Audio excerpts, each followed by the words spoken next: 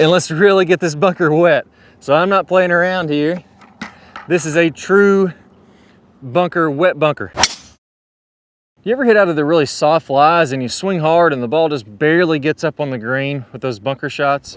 Or maybe you get into a hard pan lie and the ball just shoots 30 feet over the green. How do we know how to hit out of both soft and hard lies when we're in the bunker? That's exactly what I'm gonna go over in this video. There's a couple secrets to this, and once you know those, it makes it really easy to get out of any lie.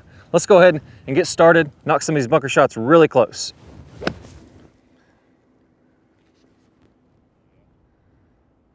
All right, so first let's talk about, a nice normal lie or a fluffy lie. There's plenty of sand, the ball's sitting nicely.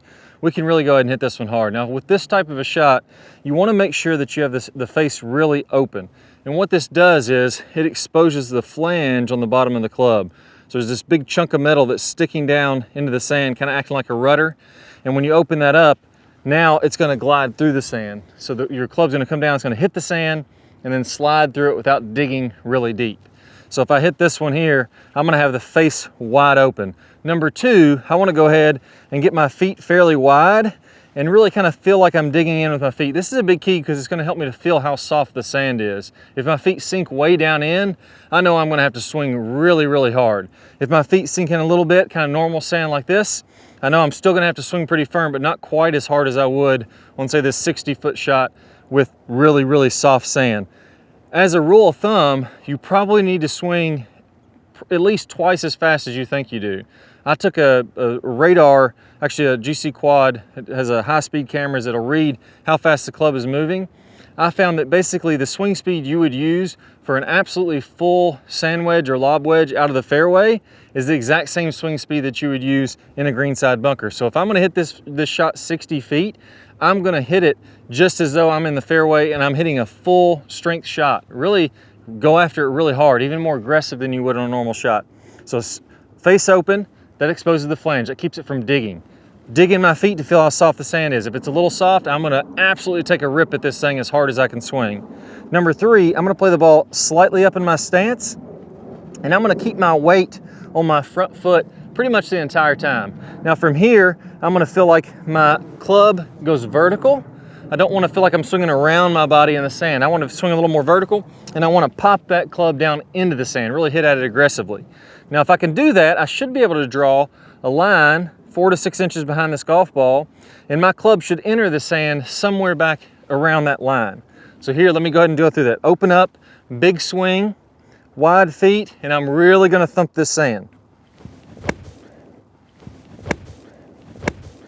There we go, hit a nice one there. So I really feel like I had to swing super hard to get it pretty close on this 60-foot shot. A little short of what I would have wanted to have happen. I should have swung just a little bit harder than that, it's that simple. But that's an acceptable result from being farther away. Typically when you get more than 20 or 30 feet out on a bunker shot, they get pretty tricky because I have to really swing so hard to get it there. Now, another thing that I find really messes people up with this, they just don't open the face enough because you're not used to swinging that hard. What I'll see most players do when they get in the bunker is they'll square up this face. Then if I start to swing easier, so let's say I square this face up, I'm gonna do this the wrong way. If I swing hard like I should swing in a bunker shot, let's see where this one goes. That shoots way over the green.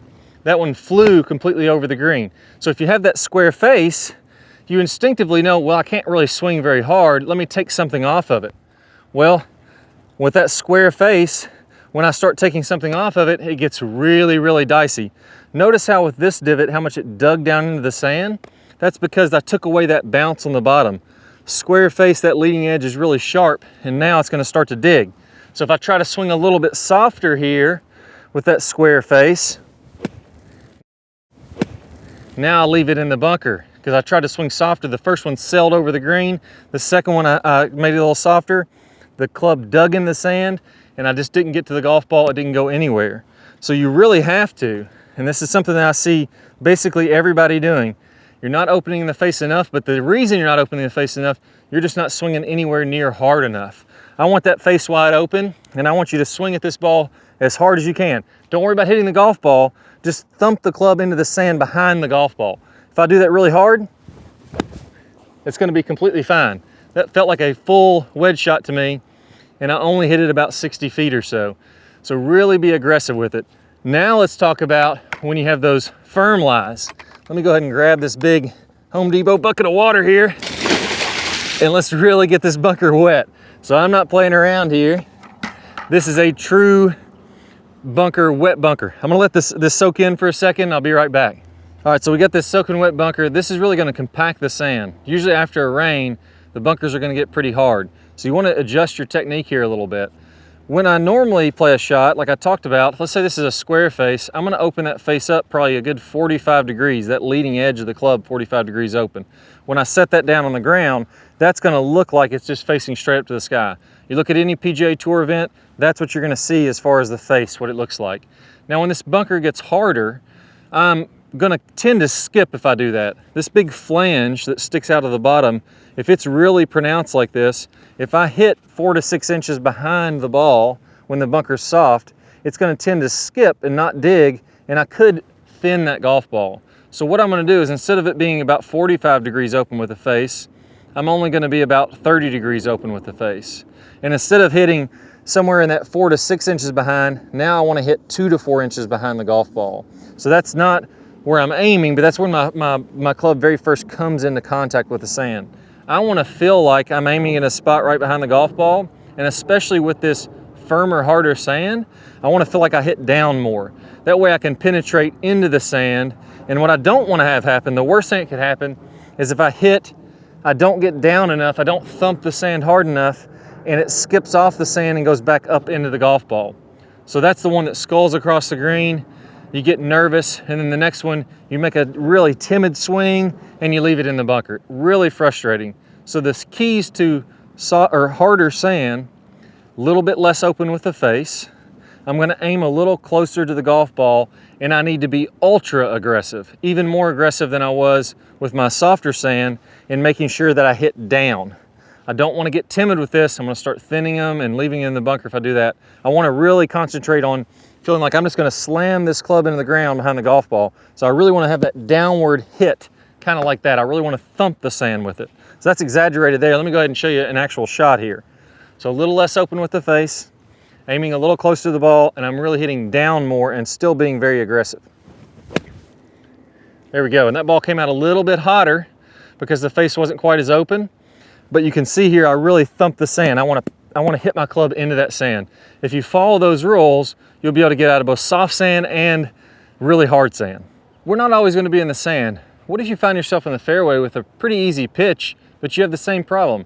You're chunking them, you're thinning them, you're not hitting them close to the green or close to the flag where you can drain a putt pretty easily. Well, it all comes down to having solid technique there too. I'm gonna play a preview of one of my best pitch shot videos so you can hit those nice and clean and flush so that you're not even worried about missing the green. Whether it's in the bunker or in the fairway, you know you're gonna hit it pretty tight. I'm gonna play preview that video here in a second. Just go ahead and click the card that pops up on your screen. If you don't see that card, don't worry. Go ahead and go down to the description below, click the link down there, and you'll get instant access to that video. You'll become a short game master. I can't wait to share some of the secrets of the pitch shots with you. Let's go and get started.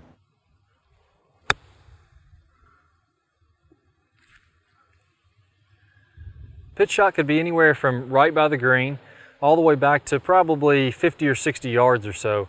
And that's what you're gonna wanna do when you wanna get a little bit more spin and get the ball a little bit more up in the air. We're gonna go ahead and let the wrist set a little bit more, have a little bit more club action, get the ball to go a little higher in the air with a little bit more spin. So let me go ahead and describe what is a good pitch shot so that you know what you're really going for. I think we gotta start from there, start from contact. So as I make contact, I want to be coming in very shallow to the ground.